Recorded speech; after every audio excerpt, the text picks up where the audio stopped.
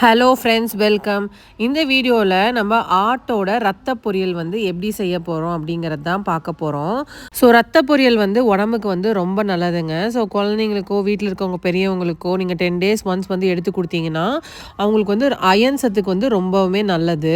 So வாங்கின உடனே வந்துட்டு அதை வந்து நல்லா வந்து கட்டி இல்லாமல் கலக்கி விட்டுக்கோங்க கையில். அதுக்கப்புறம் எண்ணெய் சட்டியில் வந்துட்டு கொஞ்சம் ஆயில் ஊற்றிட்டு கடுகு பொரிஞ்சதுக்கப்புறம் கொஞ்சம் வந்து உளுந்து இல்லை கடலப்பருப்பு போட்டுக்கோங்க.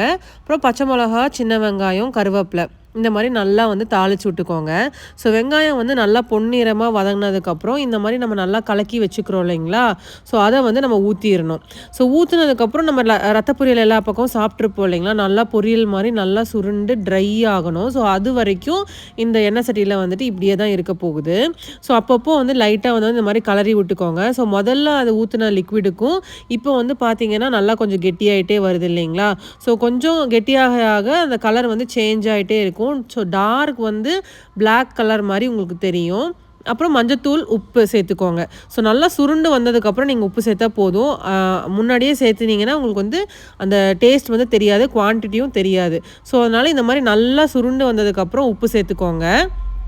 நான் வந்து கல்லுப்பு தேவையான அளவு போட்டிருக்கேன். அதுக்கப்புறம் நல்லா இந்த மாதிரி தண்ணி ட்ரை ஆனதுக்கப்புறம் தேங்காய் இருக்குது இல்லைங்களா, ஸோ தேங்காய் போட்டுக்கோங்க. ஸோ வந்து ரத்த பொரியலுக்கு தேங்காய் போட்டிங்கன்னா நல்லா டேஸ்ட்டாகவே இருக்கும். ஸோ உங்களுக்கு தேங்காய் பிடிக்கும்னா இன்னும் கொஞ்சம் கூட எக்ஸ்ட்ராவாக வந்து நீங்கள் போட்டுக்கலாம். ஸோ இந்த மாதிரி நல்லா ட்ரை ஆகிற மாதிரி விட்டுட்டிங்கனாலே போதும். ஸோ இது ஈஸியாக வந்து செஞ்சுக்கலாம்.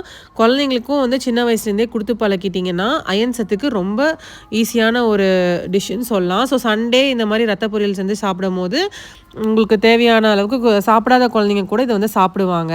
ஸோ இந்த வீடியோ வந்து உங்கள் எல்லாருக்கும் பிடிச்சிருக்கும்னு நினைக்கிறேன். கண்டிப்பாக லைக் பண்ணுங்கள், ஷேர் பண்ணுங்கள், சப்ஸ்கிரைப் பண்ணுங்கள். தேங்க்யூ ஃபார் வாட்சிங்.